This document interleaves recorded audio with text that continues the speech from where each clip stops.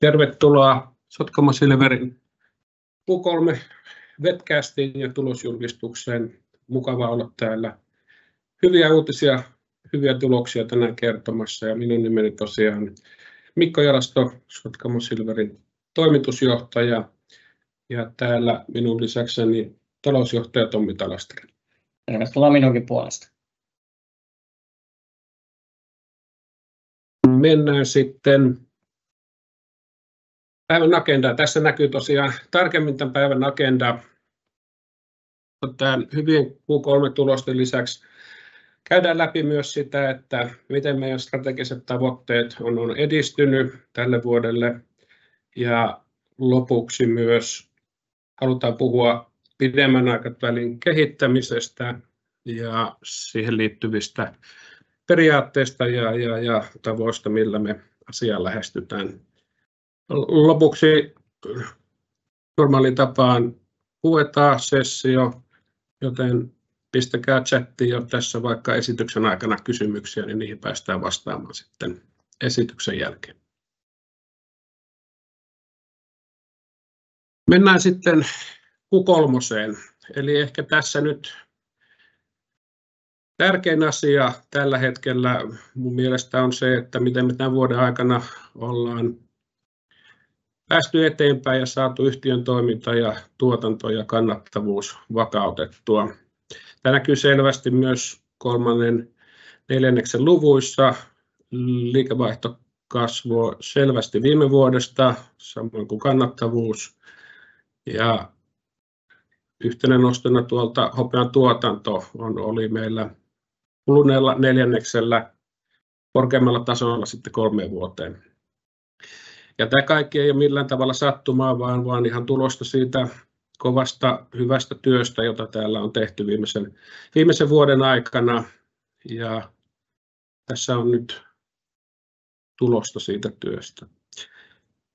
Edellisen neljännekseen verrattuna, jos verrataan sitten Q2 tältä vuodelta, niin louhintakustannukset jonkun verran kasvoi. Pääosin liittyy uuden kaivosurakoitsijan ylösajoon ja ehkä suurempana nostona sieltä peränajon kasvattaminen, eli päästiin nyt kokonaisuudessaan uuden urakoitsijan kanssa sitten ottamaan kiinni vähän sitä alkuvuoden hiljaisempaa aikaa. Liikevaihto, siihen vaikutti sitten taas osaltaan ehkä hiukan negatiivisesti alhaisemmat sinkki- ja lyijypitoisuudet tuolla Malmissa, eli siellä on sitä vaihtelua eri louhosta ja eri tasojen välillä ja nyt ennen kaikkea hopean edellähän me ollaan menty ja hopean kautta näyttää erittäin hyvältä, mutta hiukan alhaisemmat nuo sinkki- ja lyijypitoisuudet on ollut nyt tässä kuluneella neljänneksellä. Joka tapauksessa hyvä neljännes on takana ja tästä on hyvä jatkaa työtä ja samalla myös sitten mikä tulee tässä esityksen lopussa enemmän esille on se, että myös käännetään nyt sitten katsetta sinne pidemmän aikavälin kehitykseen. Mutta palataan siihen tuossa esityksen lopussa. Tähän alkuun vielä, mitä tämä nyt tarkoittaa, kun puhutaan tuotannon ja toiminnan vakauttamisesta. Me ollaan tehty paljon työtä sen eteen, että me pystytään prosessien kautta, suunnittelun kautta paremmin ennustamaan tulevaa, suunnittelemaan sitä kustannustehokkaasti niin edelleen. Ja siellä isona asiana on ne täydennyskairaukset, joita on jo viime vuonna tehty ja jatkettu tänä vuonna. Eli sieltä sitä tietoa meidän suunnitelmiin tulee ja prosesseja on parannettu sillä tavalla, että sekä kustannusmielessä että louhintamielessä nyt tavallaan sitä suunnittelun frekvenssia on kasvatettu. Me päivitetään meidän suunnitelmia nyt huomattavasti useammin kuin ehkä joskus aikaisemmin tehty. Tämän prosessien ja kehityksen kautta lisäksi sitten kustannustehokkuuteen ollaan panostettu. Siellä meillä oli optimointiohjelma, mistä on aikaisemmin puhuttukin ja sieltä on tietysti niitä aiheita myös auttaa jatkoon. Sähköä ollaan ruvettu suojaamaan. Se ei ehkä ole kustannussäästö, mutta siis se takaa sen, että osaltaan sitten ne suurimmat spottisähköpiikit ei näy meidän kannattavuudessa samalla tavalla. Kolmantena asiana tietysti positiiviset ulkoiset tekijät, eli tuolta hopean hinta on pysynyt hyvällä tasolla, tukee meidän toimintaa nyt oikein hyvin, ja samoin ne sähkökustannukset, mitä nähtiin kaikki viime talvena, niin ne on rauhoittunut, ja sanotaan tietysti myös sitten jatkossa se meidän riskisyys noiden suojausten kautta niin auttaa siinä.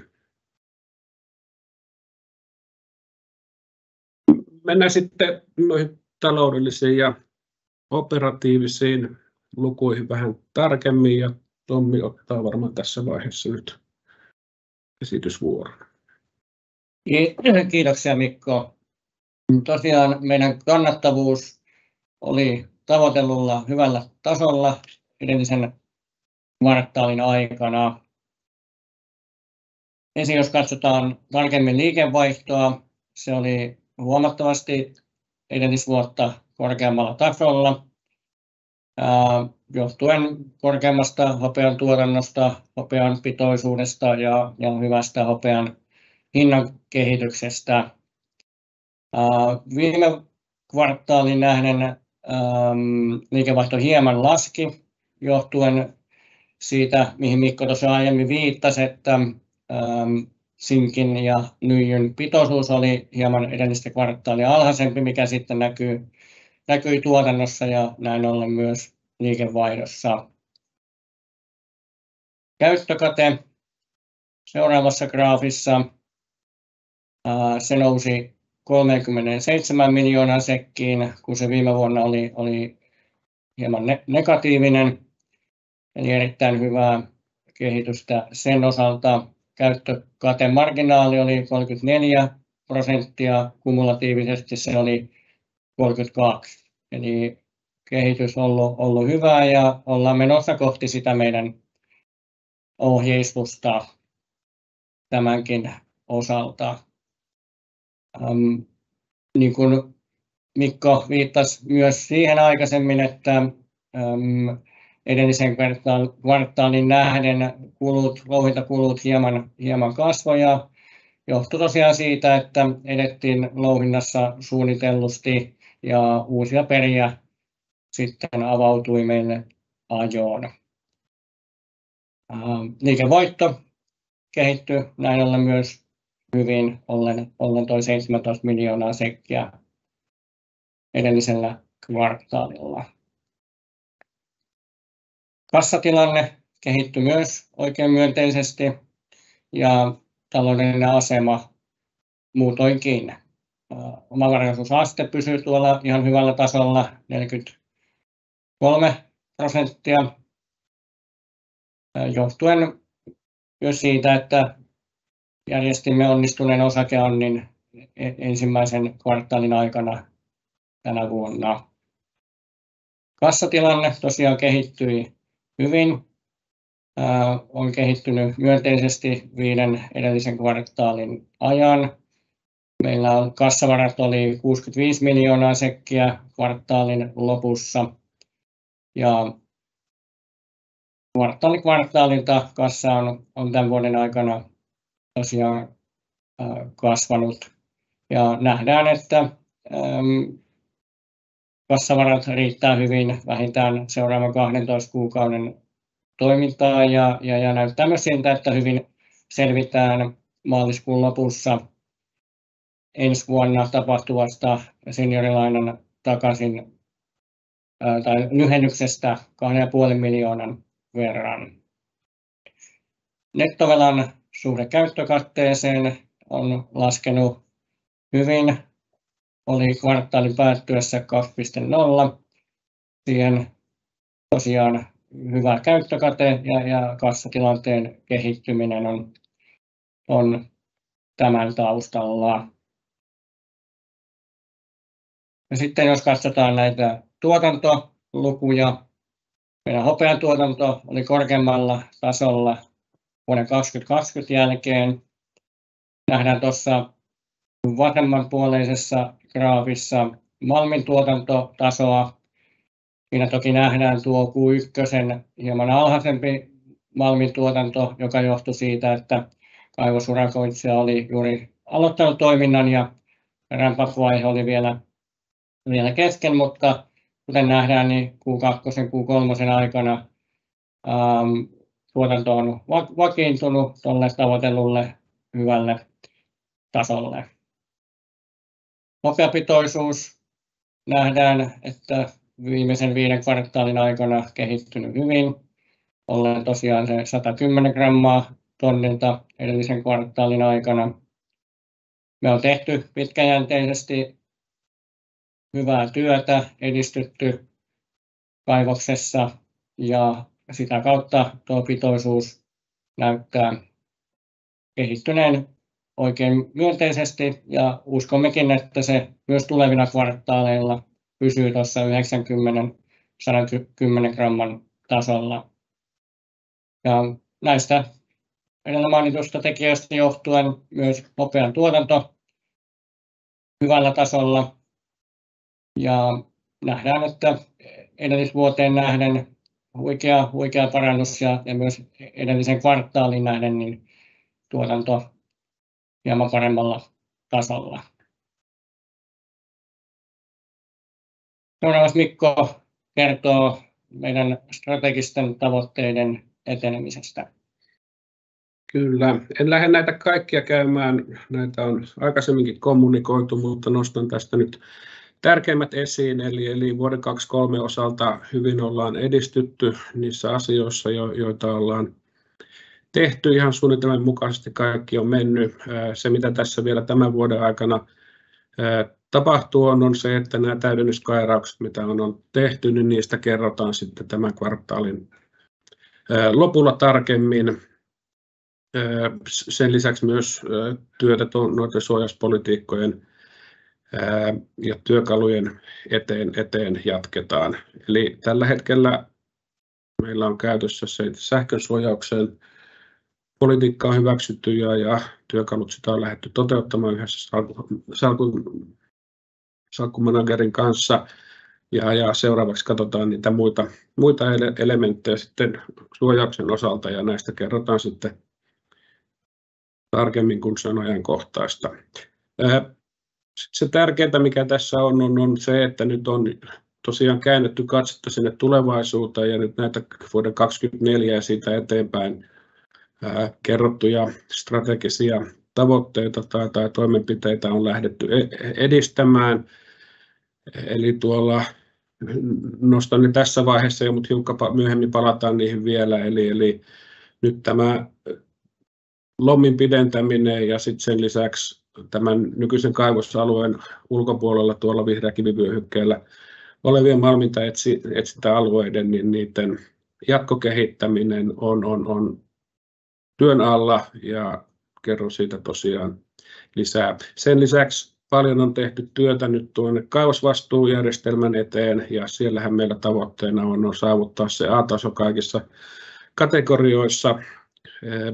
Siellä ollaan päivitetty prosesseja, politiikkoja, toimintaohjeita kaivosvastuujärjestelmän parempien tasojen mukaisesti ja se on tosiaan edistynyt hyvin. Sitten käännetään katsetta sinne tulevaisuuteen vielä hiukka enemmän ja tässä oikeastaan voidaan nyt jakaa tämä kahteen eli nyt tämän nykyisen kaivoksen kanssa niin tehokkaan louhinnan varmistaminen ja sen kehittäminen ja sen kassavirran ylläpitäminen on se luonnollisesti se ensisijainen tavoite, mutta sitten sen lisäksi nyt tähän tuodaan tämä kaivoksen eliniän suunnitelmallinen pidentäminen mukaan. Tässä nyt sitten halutaan hiukan käydä läpi tätä yksinkertaistettu mallia, mutta paljon puhutaan näistä täydennyskairauksista, tutkimuskairauksista, mineraalivarannoista versus malmivaroista.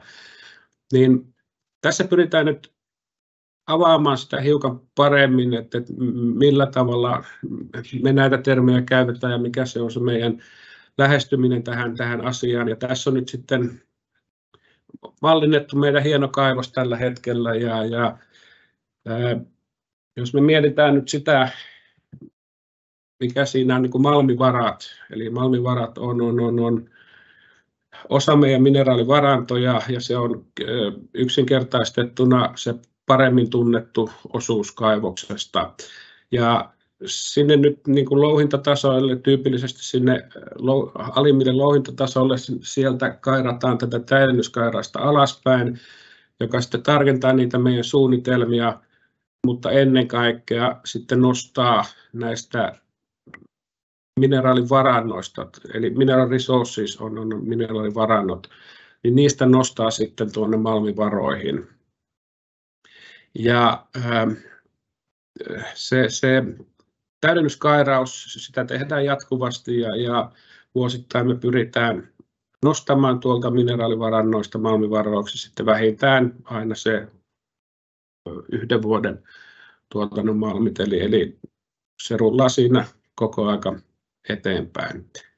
Nyt sitten kun puhutaan tutkimuskairauksesta, niin siinä tyypillisesti ja tässä meidän tapauksessa sitten kairataan pidempien reikien syvemmälle ja ikään kuin harvemmalla, puhutaan gridistä, eli kairareikien väli on harvempi. 50 metriä on se, mihin siinä pyritään sitten, kun tehdään tätä tutkimuskairausta. Ja tosiaan tätä tutkimuskairausta tehdään sitten sen tiedetyn tai sillä hetkellä mineraalivarannoiksi lasketun alueen ulkopuolella tämän lisäpotentiaalin, tässä kutsutaan lisäpotentiaaliksi tätä, niin sinne ja sieltä pystytään sitten nostamaan tai luomaan uusia mineraalivarantoja. Ja nämä mineraalivarannot sitten vaikuttaa tähän kaivoksen elinikään, eli siellähän meillä se tavoite on, että näillä kairauksilla sitten tullaan kasvattamaan kaivoksen elinikä sinne ensisijaisesti sinne vuoteen 2035 ja tämä tulisi tapahtumaan nyt seuraavan kahden vuoden aikana. Eli nyt mitä ollaan tehty, tämä täydennyskairaus, mitä tullaan sitä julkaisemaan, niin se ennen kaikkea vaikuttaa tuohon ore reserves eli malmivaroihin ja sitten se tutkimuskairaus, josta tullaan kertomaan ensi vuoden alkupuoliskolla, ensimmäisellä puoliskolla tarkemmin, niin sillä haetaan sitten sitä koko kaivoksen eliniän tai avataan puhua tuosta life of mineista, niin sen kasvattamista. Mutta me tullaan tästä kertomaan tästä kokonaisuudesta vielä jatkossa tarkemmin, mutta tämä havainnekuva toivottavasti jollain tavalla myös avaa sitä keskustelua. Tämän nykyisen kaivoksen lisäksi meillähän on malminetsintäalueita tässä lähialueella. Tässä vihreäkivivyöhykkeellä noin 3500 hehtaaria, tusinan verran erillisiä alueita. Nyt näette tuolla tuon vaalean rinkulan, niin siellä on tämä nykyinen kaivos ja sitä edistetään tässä, mutta sen lisäksi tähän tullaan tuomaan nyt näitä aiheita liittyen malmin etsintään sitten laajemmin. Ja tässä on aloitettu työt, nyt valmistelevat suunnittelutyöt, josta sitten seuraavalla kalvolla myös hiukan enemmän. Eli kerrotaan nyt vielä tämä, eli alhaalla tämä peruspilari, nykyinen toiminta. On tärkeää ylläpitää tätä saavutettua toiminnan tasoa ja kehittää sitä eteenpäin, tehokkuutta, kustannusta ja sitä kaivoksen elinikää. Tullaan sitten seuraavassa vaiheessa, eli tässä vasemmalla yläkulmassa, tullaan sitten kasvattamaan niiden tutkimuskairausten kautta ja siinä meillä tosiaan se suunnitelma on, että nyt niitä eri vaihtoehtoja analysoidaan ja me tullaan kertomaan sitten ensi vuoden puolella puolella siitä, että minne ne tulee kohdistumaan ja miten me rahoitetaan ne. Sitten vielä niin kuin pidemmän ajan perspektiivistä on tämä malminetsintä exploration tuolla, eli tällä Kainuun vihreäkivivyöhykkeellä. Meillä on työ käynnissä, eli me mallinnetaan sitä dataa, mitä on historian saatossa eri toimijat tästä alueesta tehnyt, GTK-dataa niin eteenpäin, tiettyjä asioita viedään yhteen ja mallinnetaan se nyt sitten modernien työkalujen kautta, jotta päästään kohdentamaan ne tulevaisuuden toimet sitten niihin ikään kuin prioriteetteihin, niihin ehkä potentiaalisimpiin paikkoihin sen tutkimuksen osalta. Tässä tietysti sitten rinnalla kulkee se, että me mietitään, että miten nämä malminetsintästepit sitten rahoitetaan ja tämän kokonaisuuden aikataulusta nyt ei voida luvata vielä mitään, mutta tämä edistyy tässä ja tullaan sitten kertomaan tässä matkan varrella lisää. Mutta nykyisen kaivannuksen toiminnan tason säilyttäminen ja sitä kautta se kassavirta, se on prioriteetti 1 edelleen, mutta nyt käännetty fokus sitten sinne lomin kasvattamiseen ja vielä pidemmälle myös valmistellaan noita malmin etsintää tuolla vihreäkivivyöhykkeellä. Sitten vielä tuo meidän guidance tai ohjeistus, eli tähän ei ole tehty muutoksia, asiat edistyy sillä tavalla, kun ollaan suunniteltu ja tämä pysyy samana. Sitten tuolta ihan vain muistutuksena, mitä ainakin tullaan seuraavaksi kertomaan, niin sieltä noita täydennyskairauskampanjan tuloksia tältä vuodelta ja sitten tietysti helmikuussa Q4 ja koko vuoden tulos ja sitten ykköshaafin aikana tarkemmin siitä kaivoksen eliän Life of Minein kasvattamisesta tai sen suunnitelmista.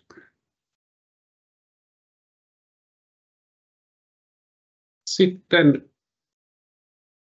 siirrytäänkin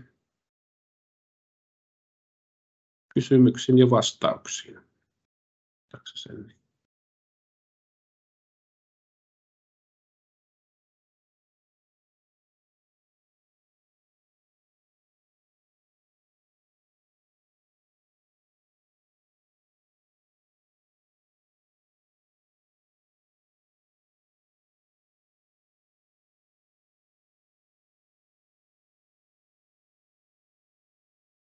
Täältä ensimmäinen kysymys. Luen sen. Hopean tuotantovolyymit kehittyneet vähintään odotusten mukaan, mutta sinkin ja lyijyn tuotantovolyymit historiallisen alhaisella tasolla Q3. Mitä taustalla ja miltä sivumetallien kehitys näyttää tulevaan? Vaikuttiko louhintaurakoitsijan vaihto enää Q3 kustannustasoon? Onko kulutaso nyt stabiililla tasolla, pois lukien muun muassa energiakustannuksen mahdollisen heilunta? Voiko avata jollain tasolla, kuinka paljon sähköä on suojattu? Siinä olikin monta kysymystä samassa, mutta käydään läpi. Eli ensin tuohon sinkin ja lyijyn tuotantovolyymeihin, eli kyllä ne oli alhaalla. Siinä on sitä luonnollista vaihtelua tason väleillä eri louhosten välillä. Ja nyt ne, mitä ollaan louhittu, niin niissä on ollut oikein hyvät hopeapitoisuudet ja toisaalta sitten taas hiukan alemmat nuo lyijy ja sinkki. Ei tässä taustalla mitään muuta ole, se on se luontainen järjestys, millä me ollaan menty ja millä on suunniteltu. Hopea on luonnollisesti meille se kaikkein tärkein elementti ja varmasti heiluntaa on jatkossakin ja nyt ehkä näillä tasoilla lyijy ja sinkki on vähän alhaisempia. mutta pysyvästi lopullisesti ei varmastikaan, eli siellä sitä heiluntaa on. Sitten vaikuttiko louhintaurakoitsijan vaihto enää Q3 kustannustasoon? Eli sillä tavalla vaikutti, eli nyt alkuvuonna kun sitä ylösajoa tehtiin, päästiin jo tuossa niin kuin tuotantolouhinnassa ihan hyvään vauhtiin ja stabiloitiin se silloin Q2. Nyt Q3 ollaan peränajoa sitten tehty enemmän ja se tietysti sitten myös vaikuttaa tulevaisuuteen. Eli nyt voi sanoa, että varmaan niin kuin kokonaisuutena tuossa louhinnassa ollaan päästy semmoiseen volyymimielessä eri osa-alueissa semmoiseen stabiiliin tilanteeseen ja pystytään tätä jatkamaan. Vai haluatko Tommi? Ei kyllä juuri noin. Ja sitten täällä on kysytty myös tosiaan siitä sähkön hinnan suojaamisesta, niin sitä on niin kuin maltillisesti suojattu Q4 tämä vuosi, Q1 ensi vuosi. Ja hallituksen hyväksymän politiikan mukaisesti osa.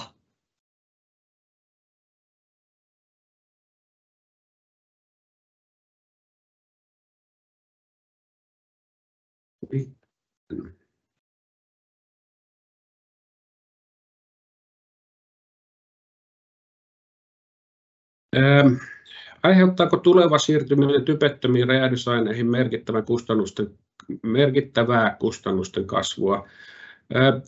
Tässä typettömissä räjähdysaineissa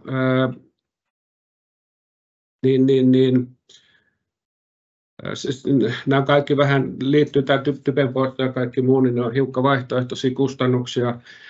Typetön räjähdysaine on varmasti jonkin verran kalliimpaa, toisaalta se on meidän saman tiedon mukaan myös tehokkaampaa.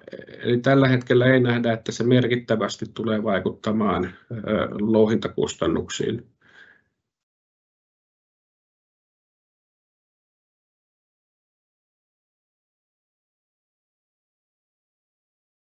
Sitten on kysymys hopean hintaennusteesta ja kysytään, oliko hinta alempi Q3 verrattuna Q2.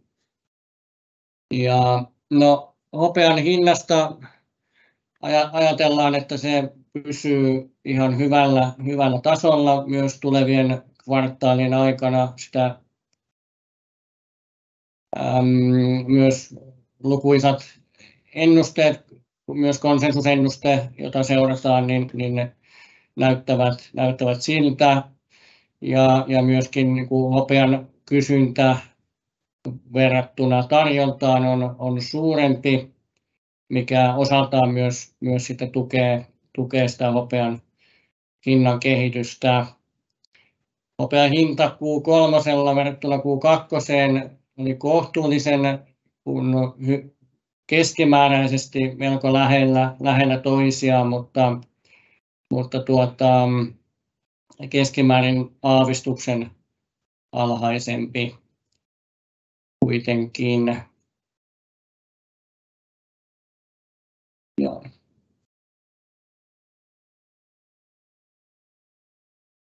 Sitten täällä on kysymys, tuleeko osinkoa ensi vuonna? Se on luonnollisesti asia, joka on sitten siellä keväällä hallitushan sitä esittää yhtiökokoukselle ja yhtiökokous päättää näin. Eli me ei varmaan voida sitä spekuloida tässä.